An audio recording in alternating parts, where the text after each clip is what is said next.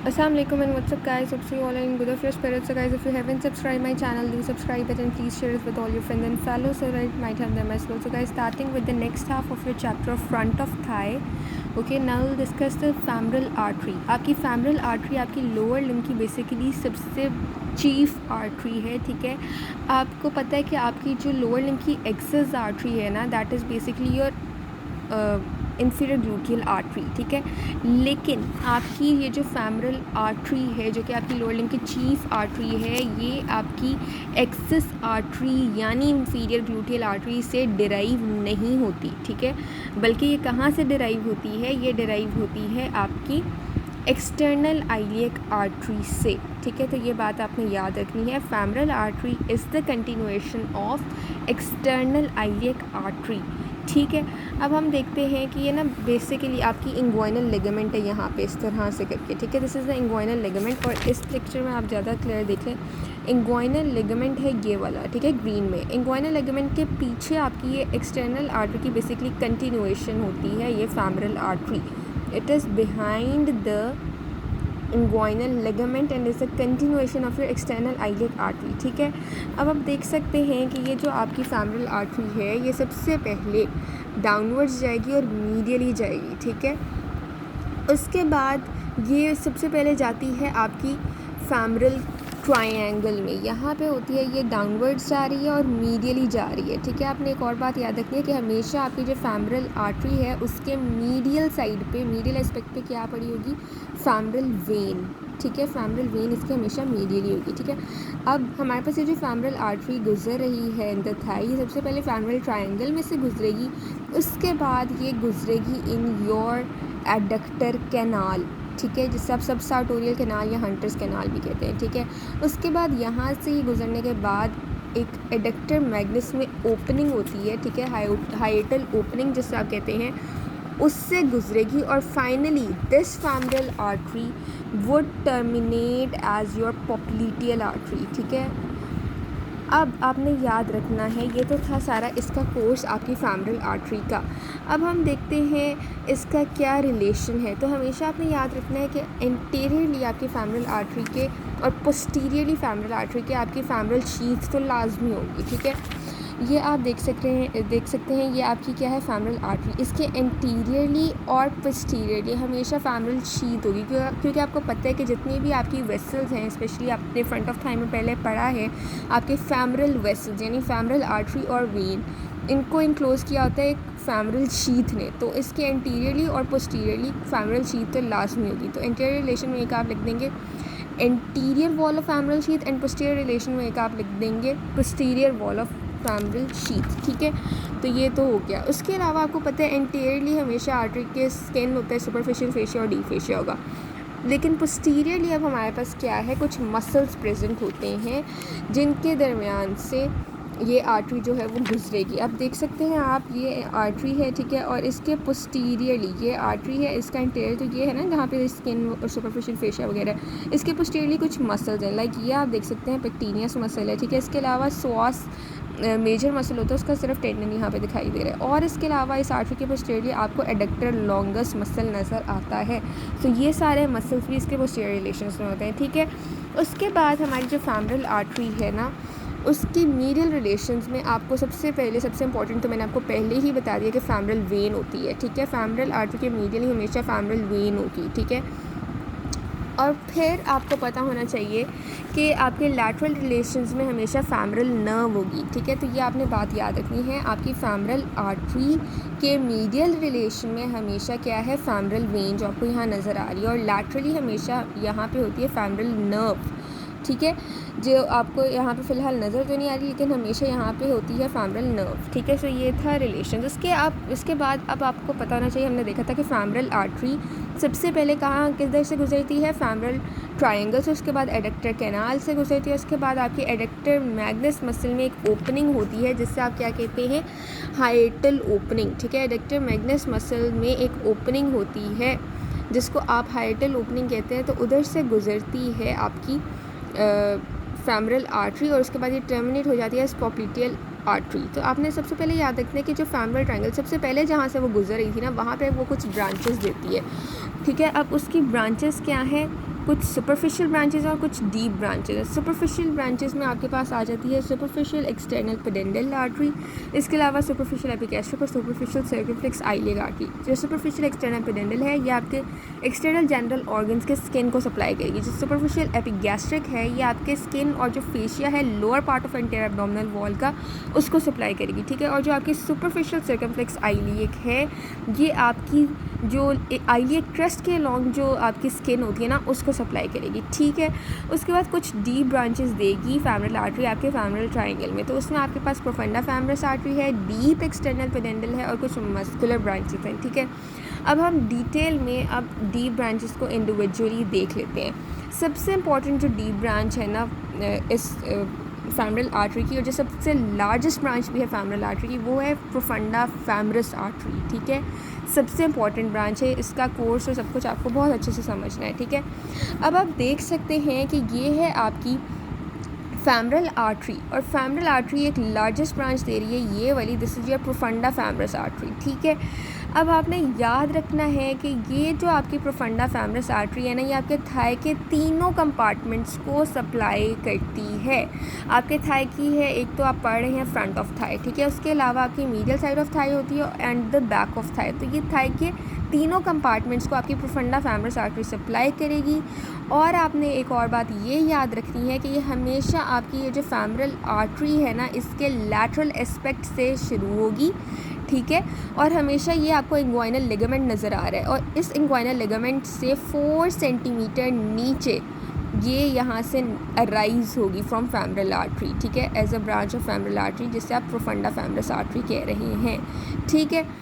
अब आपको एक और चीज़ पता होनी चाहिए कि ये आप यहाँ पे आइलिक बर्सा देख रहे हैं ना, तो इससे ही थोड़ा सा आप याद रख लें कि ये हमेशा ओरिजिनेट करता है इलियकस एक मसल है, ठीक है, उसके सामने से। यहाँ पे कहीं ना एक मसल होता है इलियकस, तो इलियकस मसल के सामने से ये प्रोफंडा फेमरस आर्टरी जो है वो फेमरल आर्टरी से ओरिजिनेट करती है, ठीक है।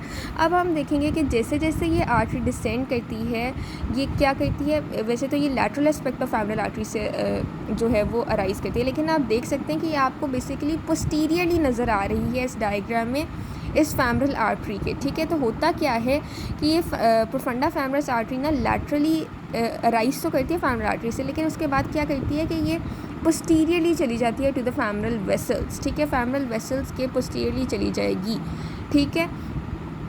उसके बाद वहाँ से ये फेमरल ट्रायंगल में जो है वो जाएगी। फेमरल ट्रायंगल से जब ये निकलेगी तो ये आपका ये जो एडक्टर लॉन्गस मसल है ना, और आपके पास ये एडक्टर ब्रेविस मसल है ये वाला, ठीक है। ये है आपका एडक्टर ब्रेविस मसल, ठीक है। एडक्टर लॉन्गस और एडक्टर ब्रेविस मसल में से पास के दरमियान में से पास करेगी after leaving the femoral triangle. इन दोनों के दरमियान से पास करने के बाद उसके बाद ये एडक्टर लॉन्गस और ये जो एडक्टर मैग्नस मसल उसके पीछे पड़ा है, इन दोनों के दरमियान में से पास करेगी, ठीक है। और फाइनली ये टर्मिनल पार्ट जो होगा ना इस आर्टरी का वो पेयर्स करेगा आपके इस एडक्टर मैग्नस मसल को, ठीक है। जो टर्मिनल पार्ट है इस आर्टरी का वो इस एडक्टर मैग्नस मसल को पेयर्स करेगा और एनास्टोमोस कर जाएगा आपकी ये जो आपको पता है कि फेमरल आर्टरी टर्मिनेट करती है एज पोप्लीटियल आर्टरी, तो ये पोप्लीटियल आर्टरी ना कुछ ब्रांचेस देगी, ठीक है। उसकी जो अपर मस्कुलर ब्रांचेस होंगी ना उसके साथ इस मसल को एडक्टर मैग्नस मसल को पेयर्स करने के बाद ये प्रोफंडा फेमरस आर्टरी जो है एनास्टोमोस कर लेगी यहाँ पे, ठीक है। तो आई होप आपको ये बात समझ आ गई है। ये था इसका फ़िलहाल सारा कोर्स हमने देखा है, ठीक है। अब हम देखते हैं कि इसकी क्या क्या ब्रांचेस हैं। तो आपको पता होना चाहिए कि जो प्रोफंडा फेमरस आर्टरी है ये सबसे इंपॉर्टेंट ब्रांचेस देती है मीडियल और लैटरल सर्कमफ्लेक्स फेमरल आर्टरी। इसके अलावा ये देती है 3 परफोरेटिंग आर्टरीज़, ठीक है। और ख़ुद ये टर्मिनेट कर जाती है as the 4th perforating artery. तो ये मैं आपको दिखाती हूँ, आप पिछली डायग्राम पे वापस आ जाएँ, पिछले पेज पे जो है ये देखें, ये है आपकी प्रोफंडा फेमरस आर्टरी, ठीक है। ये दे रही है 2 सबसे इंपॉर्टेंट ब्रांचेस आपके पास, लैटरल ये वाली और ये मीडियल, ठीक है, ये वाली लैटरल और मीडियल सर्कमफ्लेक्स फेमरल आर्टरी, ठीक है। इसके अलावा ये कुछ परफोरेटिंग आर्टरीज़ देती है, ठीक है। 3 परफोरेटिंग आर्टरीज़ आपको नजर आएंगी, एक ये और ये, first second and third perforating artery, और 4th बेसिकली इसकी अपनी ही कंटिन्यूएशन होती है। जो फर्स्ट परफोरेटिंग आर्टरी है वो इसी आर्टरी की कंटिन्यूएशन है, ठीक है। तो टोटल 4 परफोरेटिंग आर्टरीज़ हैं और 2 सर्कमफ्लेक्स फेमरल आर्टरीज़ जो हैं वो बेसिकली इस प्रोफंडा फेमरस आर्टरी की ब्रांच है, ठीक है। आई होप आपको क्लियर हो गया। अब हम देखते हैं कि ये जो लैटरल सर्कमफ्लेक्स फैमरल आर्टरी थी ना, ये जो आपकी लैटरल सर्कमफ्लेक्स फैमरल आर्टरी थी ये वाली, ठीक है, ये कुछ ब्रांचेस देती है। एक है इसकी असेंडिंग ब्रांच, दूसरी है इसकी ट्रांसवर्स ब्रांच और तीसरी है इसकी डिसेंडिंग ब्रांच, ठीक है। ये अब आपने इसको वैसे पढ़ लेना, बिल्कुल भी इतना इंपॉर्टेंट नहीं है ना, ये कभी पूछी जाती है इनकी डिटेल्स, लेकिन आप एक रीड दे दीजिएगा, ठीक है, इस पैराग्राफ को। वैसे मैंने आपको कॉन्सेप्ट दे दी है। उसके बाद नेक्स्ट जो है हमने देख लिया डीप ब्रांच में से सबसे पहली प्रोफंडा फैमरस। नेक्स्ट हम देखने लगे हैं डीप एक्सटेंडल पेडेंडल आर्टरी, ठीक है, जो कि आपके एक्सटर्नल जेनिटल ऑर्गन्स को सप्लाई करती है। तो होता क्या है बेसिकली, ये जो डीप एक्सटर्नल पेडेंडल आर्टरी है मेल्स में ये आपके स्पर्मेटिक कॉर्ड के डीपली पास करेगी और फिर स्क्रूटम को सप्लाई कर देगी, ठीक है। और फीमेल्स में क्या है कि ये जो राउंड लिगामेंट है यूट्रस का उसके डीपली पास करके ये लेवियम मेजस को सप्लाई कर देती है, ठीक है। उसके बाद हमारे पास डीप ब्रांचेस में जो फाइनली लास्ट ब्रांच है वो है मस्कुलर ब्रांचेस। अब बहुत सारी मस्कुलर ब्रांचेस निकलती हैं आपकी प्रोफंडा फैमरस आर्टरी से, ठीक है, सॉरी फैमरल आर्टरी की डीप ब्रांचेस में जो मस्कुलर ब्रांचेस हैं, बहुत सारी मस्कुलर ब्रांचेस जो हैं वो आपकी सप्लाई करती हैं आपके फ्रंट ऑफ थाई के मसल्स को, ठीक है। उसके बाद हमारे पास अब क्लिनिकल्स देख लेते हैं। तो आपकी जो फैमरल आर्टरी है ना, आपने एक बात याद रखनी है, मैं आपको एक कॉन्सेप्ट देने लगी हूँ, that is about the mid point of inguinal ligament and the mid inguinal point, ठीक है। अब पहले मैं आपको बता रही हूँ about the mid point of the inguinal ligament, ठीक है। लेट्स सपोज ये है आपका प्यूबिक सिम्फसिस, ठीक है, यहाँ पे इसके साथ प्यूबिक ट्यूबरकल्स हैं। ये है आपकी एंटीरियर सुपीरियर आइलिक स्पाइन, ठीक है, दोनों साइड्स पे। अब आपको पता होना चाहिए जो आपकी इंग्वाइनल लिगामेंट है ना, वो इन प्यूबिक ट्यूबरकल और एंटीरियर सुपीरियर आइलिक स्पाइन के दरमियान में इस तरह से होती है, ठीक है। इधर से प्यूबिक ट्यूबरकल और एंटीरियर सुपीरियर आइलिक स्पाइन के दरमियान है, ठीक है। अब mid point of inguinal ligament का क्या मतलब है कि इस इंग्वाइनल लिगामेंट का मिड पॉइंट, ठीक है, ये जो इंग्वाइनल लिगामेंट यानी एंटीरियर सुपीरियर आइलिक स्पाइन और प्यूबिक ट्यूबरकल के दरमियान वाला point is the mid point of inguinal ligament, ठीक है। ये बेसिकली रेफरेंस पॉइंट होता है आपकी फैमरल नर्व के लिए। लेकिन when you are told that mid inguinal point, that is something really different, ठीक है। मिड इंग्वाइनल पॉइंट क्या है, आपकी ये जो नीचे प्यूबिक सिम्फसिस है ना, यहाँ से शुरू हो के आपके इस इंटीरियर सुपीरियर आइलिक स्पाइन तक का जो डिस्टेंस है, that is the mid inguinal point. उसका जो सेंटर वाला पोजीशन होती है, that is basically the mid inguinal point. The distance between the pubic symphysis and the interior superior iliac spine के दरमियान जो मिड पॉइंट बनेगा, that is the mid inguinal point, ठीक है।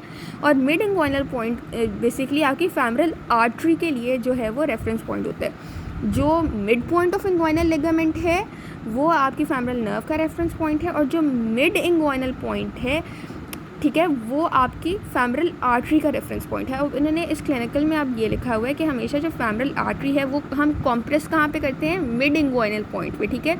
मिड इंग्वाइनल पॉइंट कौन सा, आपकी प्यूबिक सिम्फसिस और एंटीरियर सुपीरियर आइलिक स्पाइन के दरमियान वाला जो पॉइंट है, that is the mid inguinal point, ठीक है। वहाँ पे हम फैमरल आर्टरी को कॉम्प्रेस करेंगे against the head of femur या फिर against the superior ramus of the pubis, ठीक है। और कब हम कॉम्प्रेस करते हैं फैमरल आर्टरी को, इन केस के अगर आपके distal part of limb of में अगर कोई ब्लीडिंग हो रही है, ठीक है, आपके थाई या लेग में कहीं पे भी ब्लीडिंग हो रही है, तो उसको कंट्रोल करने के लिए हम जो है फैमरल आर्टरी को कॉम्प्रेस करते हैं at the mid inguinal point, ठीक है। इसके अलावा पल्सेशन जो है आपकी फैमरल आर्टरी की वो आप फील कर सकते हैं at the mid inguinal point, ठीक है, against the head of the femur या फिर against the tendon of the psoas major, ठीक है। अब उन्होंने लिखा हुआ है कि अगर आपको फैमरल पल्स जो है दोनों साइड्स पे एब्सेंट नज़र आ रही हैं या बहुत ही कम महसूस हो रही है, फीबल फैमरल पल्स जो है वो आपको फील हो रही है, ठीक है, तो उसकी वजह क्या हो सकती है, या तो कोई थ्रोम्बोसिस हो गया है, ठीक है, या फिर कोएक्टेशन या नारोइंग ऑफ एओर्टा हो गया, ठीक है। उसके बाद आगे जो क्लिनिकल उन्होंने लिखा हुआ है वो ये है कि अगर हमारे पास कोई स्टैब वूंड हो जाता है, स्टैब वूंड का मतलब है कि अगर ना आपकी स्किन पे कोई ट्रॉमा हो गया है किसी भी लाइक नाइफ का अगर कट लग गया आपकी स्किन पे, ठीक है, उसकी वजह से कोई ट्रॉमा हो गया, ठीक है, तो उससे जो वूंड होगा that is the stab wound, ठीक है। अब स्टैब वूंड्स जो हैं अगर आपके फैमरल ट्रायंगल के एपेक्स पे जो है वो हो जाएं, ठीक है, तो उससे क्या होगा, आपकी लार्ज वेसल्स मोस्टली प्रेजेंट होती हैं at the apex of femoral triangle, तो वो कट हो जाएंगी, ठीक है।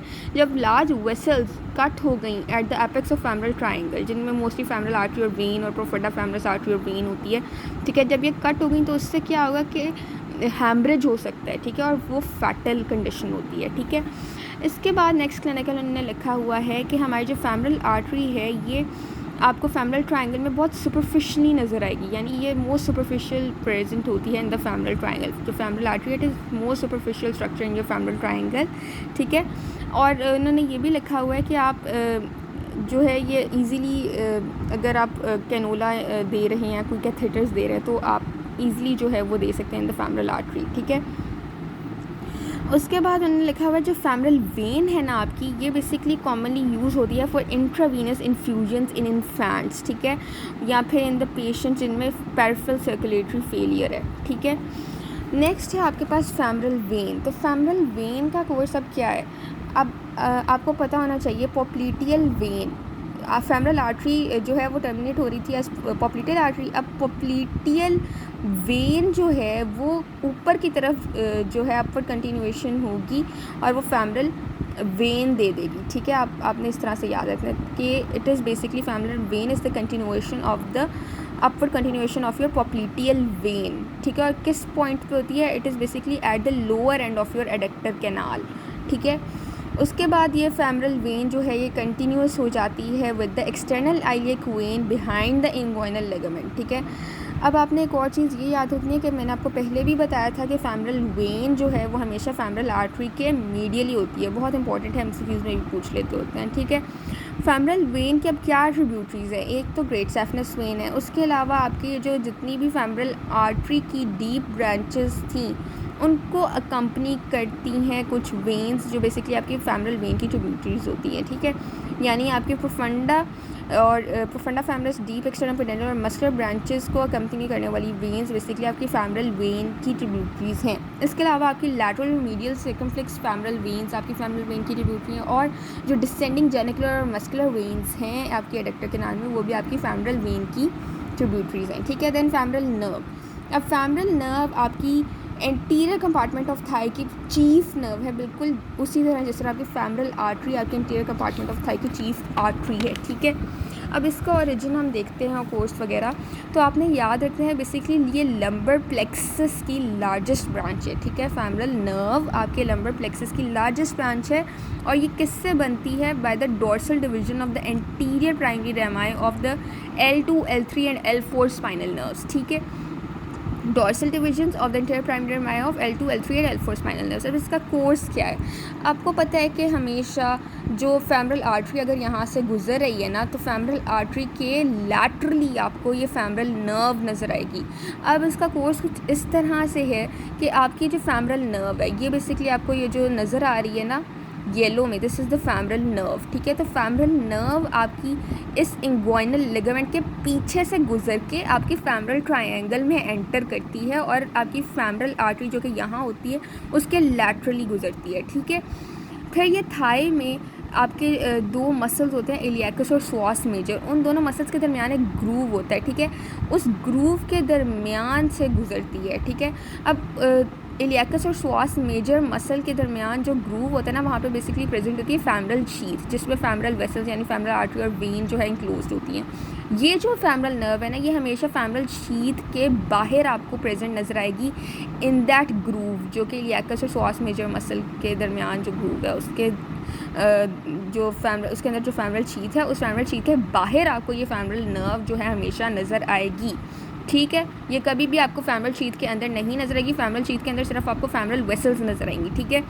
अब हमारे पास फैमरल शीथ के अंदर फैमरल नर्व इंक्लूडेड नहीं होती, क्यों, क्योंकि जो फैमरल शीथ है उसकी जो पोस्टीरियर वॉल है ना बेसिकली जो कि फेशिया इलियाका से बन रही होती है, उसकी फॉर्मेशन में ये नर्व इंक्लूडेड नहीं होती, ठीक है। उस वॉल की पोस्टीरियर वॉल ऑफ शीथ की फॉर्मेशन में ये जो नर्व है इट इज़ नॉट इंक्लूडेड। क्योंकि जो पोस्टीरियर वॉल है इस शीथ की ना, basically it's formation starts behind the fascia iliaca, ठीक है। तो इसलिए दैट इज़ वाई ये जो नर्व है वो इसके अंदर इंक्लूडेड नहीं होती इन द फैमरल शीथ। फिर से मैं बता देती हूँ कि जो आपकी फैमरल नर्व है ये फैमरल शीथ का जो है वो पार्ट इसलिए नहीं है, यानी उसका कंपोनेंट इसलिए नहीं है क्योंकि इसकी जो फॉर्मेशन है वो हमेशा जो फैमरल शीथ की फॉर्मेशन है ये हमेशा फेशिया इलियाका के पीछे होती है, ठीक है। और फेशिया इलियाका बेसिकली आपको पता है कि आपकी जो फैमरल शीथ है उसकी पोस्टीरियर वॉल बनाती है, ठीक है। अब हम देख लेते हैं कि आपकी ये जो इंग्वाइनल लिगामेंट है उससे 2.5 सेंटीमीटर नीचे, ठीक है, जो नर्व है आपकी, ये देखें ये इंग्वाइनल लिगामेंट है, उससे 2.5 सेंटीमीटर नीचे आपकी जो नर्व है ना ये डिवाइड हो रही है into anterior and posterior divisions. कुछ एंटीरियर डिवीजन है, कुछ पोस्टीरियर डिविजन्स हैं, ठीक है। और इनको इन एंटीरियर पोस्टीरियर डिविजन्स को बेसिकली जो आर्टरी सेपरेट करिए that is the lateral circumflex femoral artery, ये आपने बात याद रखनी है, ठीक है। अब आप देख सकते हैं कि आपके पास सबसे पहले अगर हम मस्कुलर ब्रांचेस देखें एंटीरियर साइड पे, तो एक तो आप देख सकते हैं आपके सार्टोरियस मसल को, ये नर्व टू सार्टोरियस जा रही है। एंटीरियर हम एंटीरियर डिवीजन वाली ब्रांचेस देख रहे हैं, पहले हम सारी मस्कुलर क्यूटेनियस, ठीक है, जो भी एंटीरियर साइड पे होंगी वो देखेंगे, ठीक है। तो एंटीरियर साइड पे जो मस्कुलर ब्रांच है एंटीरियर डिवीजन से जो निकल रही है वो है आपकी नर्व टू सार्टोरियस, ठीक है, ये nerve to sartorius, it is from anterior division, ठीक है। उसके अलावा अगर हम क्यूटेनियस ब्रांचेस की बात करें तो 2 क्यूटेनियस ब्रांचेस निकलती हैं फ्रॉम द एंटीरियर साइड, ठीक है, जिसमें आपके पास एक है, ये देखें 2 क्यूटेनियस ब्रांचेस निकल रही हैं, एक है मीडियल और दूसरी है intermediate cutaneous nerve of thigh, ठीक है, ये भी आपकी एंटीरियर साइड से निकल रही है। अगर हम पोस्टीरियर डिविजन्स की बात करें जो कि यहाँ से हैं, तो यहाँ से हमारे पास सबसे पहले मस्कुलर ब्रांचेस की अगर हम बात करें तो ये नर्व टू रेक्टस फेमरस निकल रही है, ठीक है, ये जो जा रही है, ठीक है, this is the nerve to rectus femoris. उसके अलावा आपकी निकल रही है 3 वास्टाइज, ठीक है, यानी जो आपके 3 वास्टस लैटरलिस, वास्टस इंटरमीडियस और वास्टस मीडियालिस को सप्लाई करेंगे। ये देखें ये नर्व टू वास्टस लैटरलिस है, ये नर्व टू आपकी वास्टस इंटरमीडियस है और ये आपकी नर्व टू वास्टस मीडियालिस से निकल रही, ये भी पोस्टीरियर साइड से ही रही है, ठीक है। ये देखें आप, ये आपकी जो नर्व टू वास्टस मीडियालिस है ना, ये जो आपको थोड़ी एंटीरियरली लग रही है, आप इसका पोस्टीरियरली पीछे देखें ओरिजिन, तो ये भी पीछे से ही निकल रही है, यहाँ से इसका पोस्टीरियर ओरिजिन है, उसके बाद ही आपको लग रहा है कि ये यहाँ एंटीरियरली आई हुई है, लेकिन है ये पोस्टीरियर डिवीजन की ही ब्रांच, मस्कुलर ब्रांच, ठीक है। उसके बाद आपको पता होना चाहिए कि ये जो आपकी नर्व टू वास्टस इंटरमीडियस है ना, ये आपकी आर्टिकुलरिस जीनू को एक ब्रांच देती है, ठीक है, जो उसको सप्लाई करती है। उसके बाद अगर हम क्यूटेनियस ब्रांचेस की बात करें जो पोस्टीरियर डिवीजन से निकल रही हैं, ठीक है, ये जो पोस्टीरियर डिवीजन है इससे कुछ क्यूटेनियस ब्रांचेस निकल रही हैं, ठीक है। एक तो है उसमें से हमारे पास सेफनस नर्व जो सबसे इंपॉर्टेंट है। अब ये देखिए पोस्टीरियर डिवीजन है, इसमें से ये देखिए नीचे आए, ये यहाँ से सेफनस नर्व निकल रही है पोस्टीरियरली, आपको अब लग रहा होगा कि एंटीरियरली है, लेकिन है ये पोस्टीरियरली निकल रही है और ये इधर आ रही है, ये है सेफनस नर्व, ठीक है। तो ये थी पोस्टीरियर डिवीजन की क्यूटेनियस ब्रांच, हमने देख ली muscular cutaneous branches of the anterior and posterior division. अब हम देखते हैं कुछ आर्टिकुलर ब्रांचेस भी फैमरल नर्व से निकलती हैं, ठीक है। तो एक तो है आपके पास हिप जॉइंट की तरफ नर्व टू रेक्टस फेमरस जाती है, यही नर्व टू रेक्टस फेमरस जो कि आपकी पोस्टीरियर डिवीजन से निकल रही थी, ठीक है। ये आपकी बेसिकली आर्टिकुलर ब्रांच भी है क्योंकि आपके हिप जॉइंट को जाके सप्लाई करती है, ठीक है। उसके अलावा आपके नी जॉइंट को इसी पोस्टीरियर डिवीजन की जो बाकी 3 ब्रांचेस थे ना, ये जो वास्टाइस को सप्लाई करी थी, nerve to vastus lateralis, vastus intermedialis, vastus intermedius and vastus medialis, ये बेसिकली आपकी नी जॉइंट को आके सप्लाई करती है, ठीक है, ये यहाँ पे नी जॉइंट को सप्लाई करती है, ठीक है। तो इसलिए ये पोस्टीरियर डिवीजन की ब्रांचेस आर्टिकुलर ब्रांचेस भी हैं। अब हम एक लॉ देख लेते हैं, that is basically the Hilton's law. Hilton's law क्या कहते हैं कि अगर हमारे पास एक जॉइंट है, ठीक है, जॉइंट के ऊपर ऑब्वियसली मसल्स भी होंगे, ठीक है, अब उन मसल्स को कुछ नर्व सप्लाई कर रही होंगी, ठीक है। अब वो कहता है हिल्टन्स लॉ के मुताबिक जो नर्व एक मसल को सप्लाई कर रहा है, ठीक है, लाइंग एट योर जॉइंट के ऊपर जो मसल है उसको जो नर्व सप्लाई कर रही होती है, अब वो नर्व सिर्फ उस मसल को नहीं सप्लाई करेगी बल्कि उस मसल के नीचे जो जॉइंट है उससे भी सप्लाई करेगी और उस मसल के ऊपर जो मसल को स्किन ने कवर किया उस स्किन को भी वो नर्व जो है वो सप्लाई करेगी। That is the Hilton's law. ये बहुत इंपॉर्टेंट है, पास पेपर्स का क्वेश्चन भी है, ठीक है। उसके बाद फैमरल नर्व की इंजरी आपको पीछे भी मैंने बताई थी, ये पीछे ये क्लिनिकल रिपीट हुआ है कि अगर कोई ग्रोइन में कोई वूंड हो गया, ठीक है, या कुछ भी किसी भी वजह से फैमरल नर्व इंजर हो गया, तो उसके वजह से बेसिकली आपके क्वाड्राइसेप्स फैमरस मसल जो है वो पैरालाइज हो जाएगा, जिसकी वजह से आपको एंटीरियर और मीडियल साइड ऑफ थाई में सेंसरी डेफिसिट नज़र आएगा। इसके अलावा आपको जो है मीडियल साइड ऑफ लेग में भी जो है सेंसरी लॉस नज़र आएगा।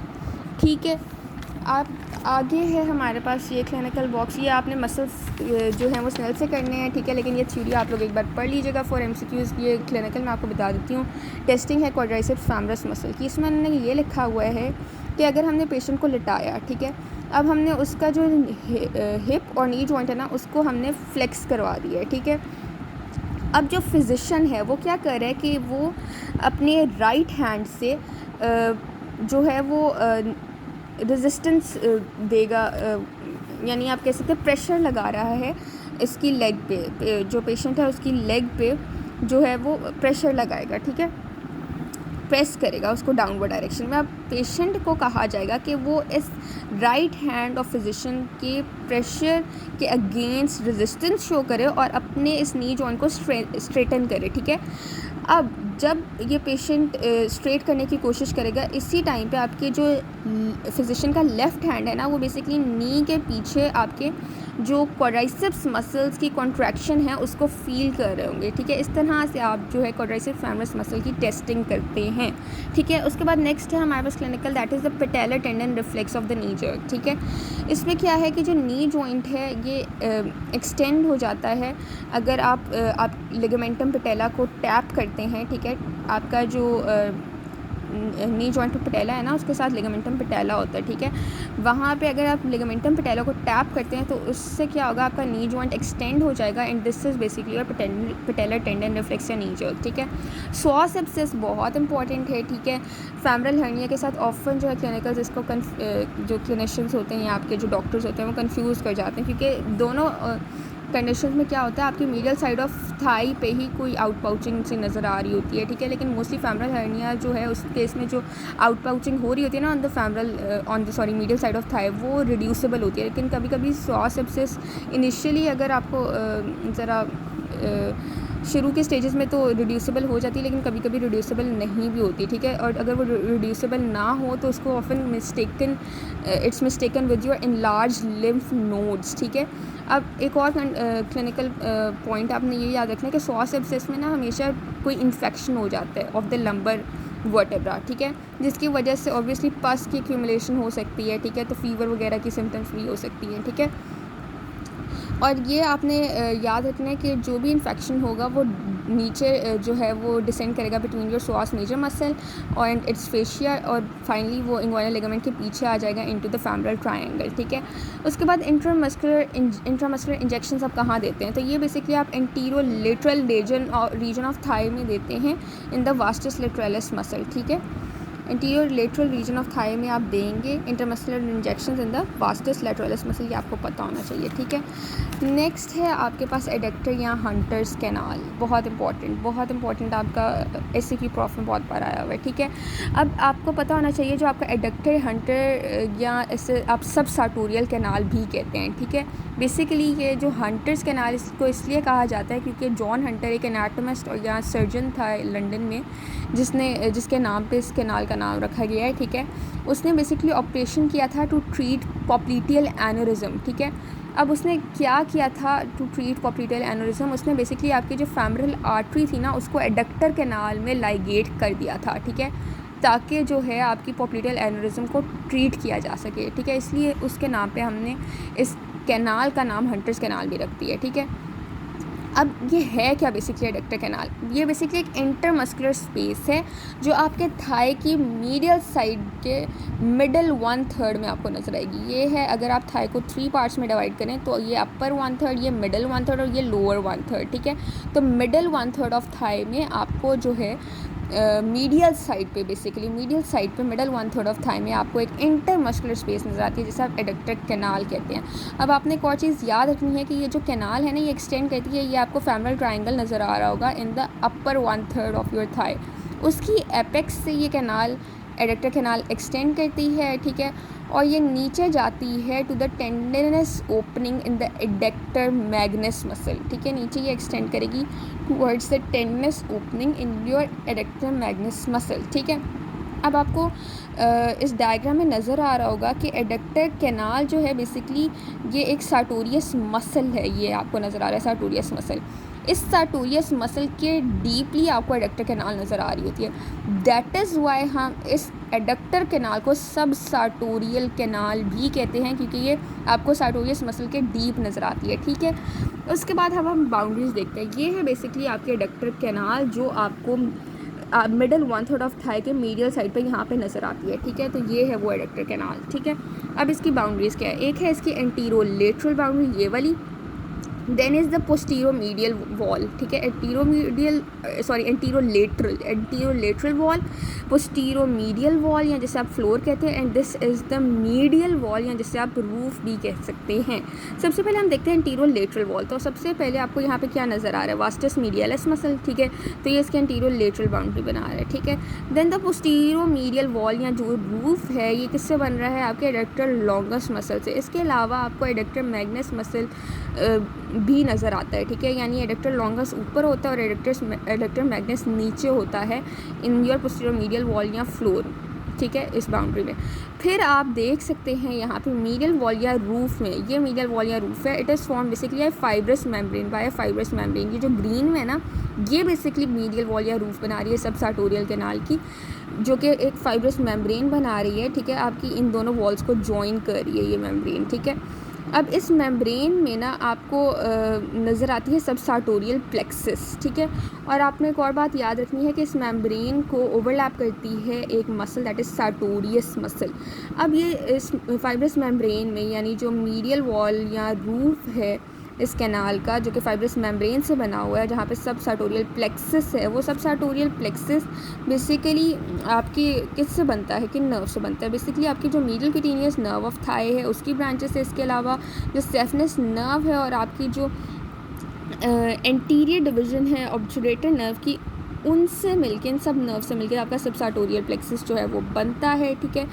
और ये बेसिकली सब सार्टोरियल प्लेक्सस सप्लाई करता है आपके फेशिया लैटा को, यानी आपके डीप फेशिया ऑफ थाई को, और इसके अलावा जो नेबरिंग स्किन है, ठीक है, और जो आपकी मिडल साइड ऑफ थाई है उसको भी ये प्लेक्सस जो है वो सप्लाई करता है। कंटेंट्स में आपने सिर्फ इनके नाम याद कर लेने हैं कि फैमरल आर्टरी जो है वो एडक्टर कैनाल में होती है, ठीक है। इसके अलावा आपके पास फैमरल वेन होती है, सेफनेस नर्व होती है, नर्व टू वास्टस मीडियलिस होता है, और आपके ऑब्चुरेटर नर्व की 2 डिविजन्स यानी इंटीरियर पोस्टीरियर डिविजन्स भी जो हैं वो इसके कंटेंट्स में शामिल हैं ऑफ द एडक्टर कैनाल, ठीक है। सो आई होप आपको ये क्लियर हो गया है। बाकी आप एक बार जो डिटेल है इसको पढ़ लीजिएगा, लेकिन ऐसे जो है इतनी इंपॉर्टेंट नहीं है, ठीक है। बस इसके नेम्स जो हैं वो कंटेंट्स में लिखने आने चाहिए, उनका पता होना चाहिए, ठीक है। आई होप आपको समझ आ गई है। Thanks for watching.